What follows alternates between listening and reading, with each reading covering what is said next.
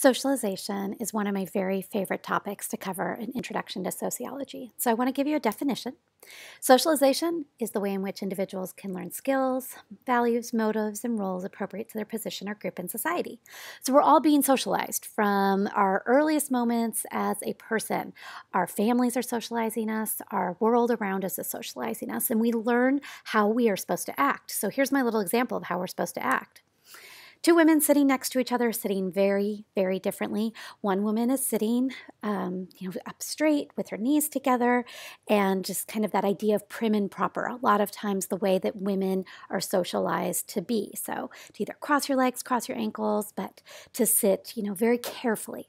Whereas the other woman is sitting with her legs spread and taking up a lot of room. That's actually now, there's a term for this in relation to men sitting this way. It's called manspreading. The idea that men are socialized to, take up more room, where women are socialized to kind of make themselves smaller. So these are kind of the values and even in some cases skills that we learn, the roles that we learn that are appropriate for who we are as either women or men, as one example. So the way that this socialization process works is that we learn how to do this by following along with everyone else. And so a huge part of it is social norms. And social norms are the usual, typical, standard, group-held beliefs that govern our behavior. So it's all the stuff that we should be doing. And the most important one to remember, the one that I always refer to, is that it's unwritten rules.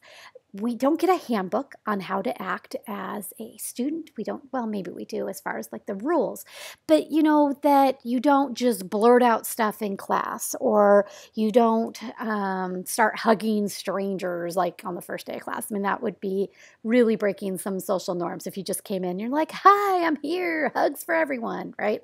So those unwritten rules, and a lot of times you don't realize how many rules, how many norms you're following until somebody breaks them. So here's what I do. If we were in an in-person class on like the second or third day, because socialization is covered early, what I would do is, as class started, and I like to start class right on time, as opposed to starting to talk to them and being up front like a teacher, I actually go sit down in one of the desks or in a chair by all the students, and I do nothing. I just sit there, I stare straight ahead, I don't speak, and I sit there for as long as it takes until somebody calls me on it. And so students kind of look at each other quietly, like, what is she doing? They kind of ruffle around with all their papers and everything, like everybody tries to kind of stay busy. Then a few more minutes go by, they're kind of laughing a little awkwardly, but nobody will ask me like what the heck I'm doing. If they ask me, are you okay? I'll usually just say, yeah, and then just keep going back to doing nothing, which unnerves them even more. And so it's not until somebody says, is this part of class? Why are you doing this? That kind of like really calls me on it. Do I actually break and come back? I have sat in a class, I kid you not, for 15 minutes while they let me just sit there doing nothing. And the room got more and more and more awkward, mostly for me. And so the idea is, the reason I wait until somebody really calls me on it is because, quite honestly, when you think about it, that's also breaking a social norm. You don't call people on their peculiar behavior. So when somebody's breaking a norm, you don't say, oh my gosh, you're being so weird. Maybe you would with a family member or a friend, because that's within the norms. You can say that to people. You would not necessarily say that to a teacher. And so I want you to kind of keep in mind, what are the things that you're doing constantly that if you started doing something differently, you would make people feel really uncomfortable? Chances are that's actually a social norm. So when you're following and not following social norms, you can end up with positive and negative sanctions, which is approval and disapproval. So a lot of times approval, would look like if, I don't know, every, once a semester maybe, a student will be like, oh my gosh, your glasses are so cute, or look at, your skirt pattern's really cute, something like that. And so that makes me feel good, like, oh, okay, so I'm like an old fat, frumpy professor kind of person, but okay, I can dress a little bit cute, or your hair looks nice today. One of the biggest sanctions, like positive sanctions that I can get as a teacher is if you're laughing. I mean, granted, laughing because you think I'm funny, not just laughing at me because you think I'm weird. But if I say something in class that, the whole class laughs at, that's pretty awesome because then I feel like I'm a stand-up comedian. Happens every once in a while. Sometimes I say things that I think are funny and they're not so funny. The class is just kind of like, yeah, that wasn't good. So that idea of being told, getting positive reinforcement, like you're doing it right, that's a positive sanction. Negative sanctions, again, remember, because it would be to break a norm to call someone on their out of character behavior. A lot of times I think negative sanctions are actually just people ignoring you. So, and you've got to think, some people do not understand norms as readily as others, and so they probably end up with a fair amount of it being ignored and a fair amount of social isolation, which can be exceptionally painful. So if you were to think about a student in elementary school or high school that maybe wasn't necessarily fitting in with all the social norms, a lot of times just everybody kind of turns away from that person. And so, we can make light of positive norms, but really honestly negative, or positive sanctions rather, but negative sanctions I think can be excruciatingly painful because you can really end up with a lot of people turning away from you because they're not going to say anything to you. And so instead they're just going to try to avoid. So the way that we learn all of these norms comes from the agents of socialization, and I've already mentioned a couple, so that we have our family, our peer groups, which means our friends, school, religion, workplace, and then mass media. So our family and peer groups oftentimes might teach us different things. So peer groups might teach us what's really cool. And when you think about it, mass media, especially internet social media usage, probably going to teach us what's, really cool and trendy and the things that we're supposed to want to be. Family and religion a lot of times socialize in the same manner that we have morals, we have things that we do to fit the roles that we feel we need to fit. And then finally, school and the workplace can actually end up being agents of socialization that are very similar, that need to be on time, you need to be hardworking, you need to be quiet when you need to be quiet, you need to be able to speak when you need to speak. So agents of socialization teach us the norms, and we're going to learn all different kinds of norms.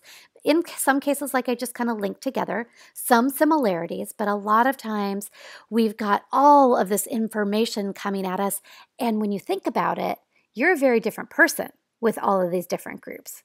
Not necessarily to the point where you're an entirely, different personality, but there's little intricacies. There's little different ways that you're going to have the norms around your family versus your norms with your friends or at school, at work. And so this is called social roles. And so I want to take you through my social roles. And the only reason I'm doing it is so that you can think of yours as I kind of present to you the social roles that I have going in life. So I'm a daughter and a sister. So I'm the oldest of three, and I'm an adult with parents who are aging.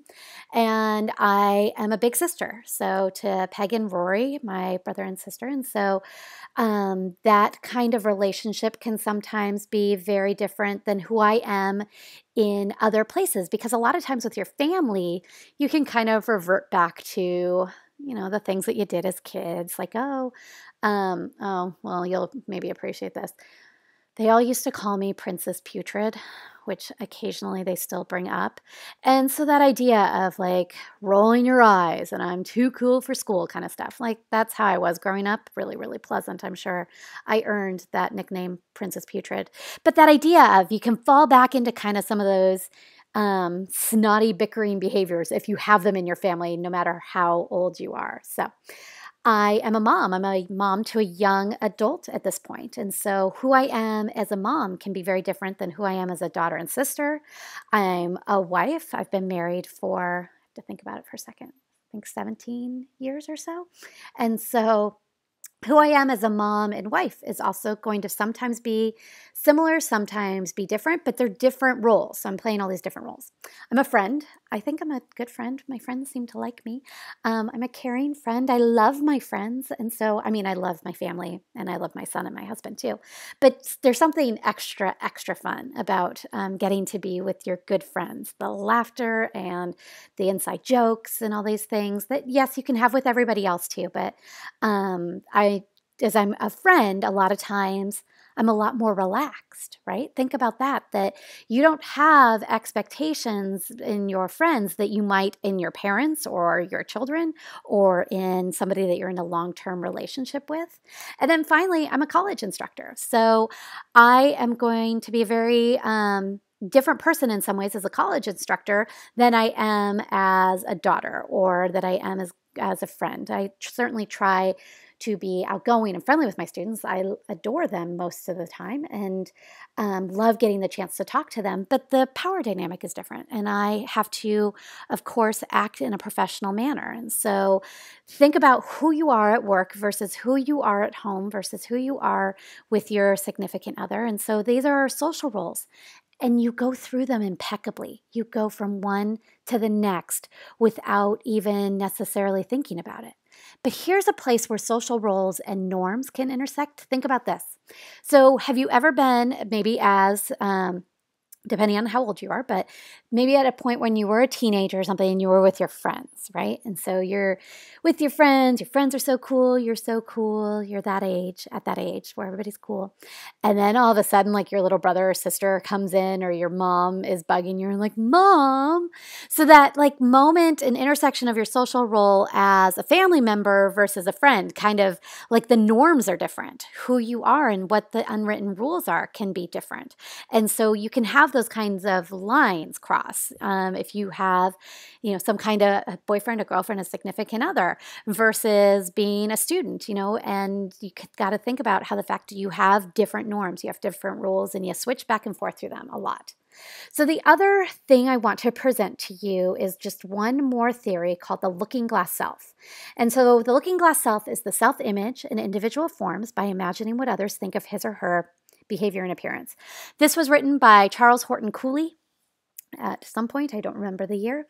And when it's a while ago, because the looking glass, what Cooley's referring to, is a mirror. So the looking glass was what was a mirror at some days gone by. And so what Cooley is saying is we form what we think of ourselves based on what we think other people think. Are you following that? So here's the 3 elements of the looking glass self. We imagine how we must appear to others. So I just said, I think I tripped over it too and made up a new word like frappy or something. That, I think I'm old and fat and frumpy and all the disparaging, terrible things that we say to ourselves. But, I'm going to think this because I'm going to imagine that's what people think when they see me, right? Nobody's ever come and said, oh, wow, you know what? You're really old, fat, and frumpy, because that would certainly be breaking a social norm, right? But we do this to ourselves where we look at the world around us and we use it as a mirror. That's why it's called the looking glass self. We use the world as a mirror to measure ourselves. And so we interpret the judgment of others, even if they're not necessarily giving us active feedback. We're going to think that we know what they're thinking. And then we use these perceptions that we have to lead us to our sense of self. So it could either be that we feel good about ourselves or that we're really struggling with ourselves. And so that's what I really want to concentrate on, is the fact that really when you look at the looking glass self as a theory and you utilize it to understand your own behaviors, here's the deal. You have been telling yourself, I just shared like disparaging, insulting things. We tell ourselves these when we really have no basis to tell ourselves these things. Now, granted, we could flip it too, and maybe you tell yourself all the time, I'm amazing, I'm the smartest, I'm the most beautiful. And that's much more productive because you're going to feel like a much better person a lot of times. But again, maybe you're hearing that because when you think about it, hearing, oh my gosh, you're so smart. Oh my goodness, your hair is gorgeous. When you hear those things, that's something that is a norm in our society, to compliment people, to tell them what you like. And so we don't necessarily insult people, certainly to their face. And so think about all the things that you think people are thinking about you that really impact your self-confidence, and kind of just get rid of it, because you have to remind yourself, wait a second, where am I getting these ideas? Has anybody ever actually given me feedback that makes me think I should think this stuff about myself. And so use it as a tool to empower yourself to realize that with your social roles, your impeccable following of norms and everything else, that you're an awesome person. So thanks for listening to all of this about socialization, and hopefully you can see where this is really coming alive in your life. And I'm eager to hear more of your thoughts on it in your upcoming assignments.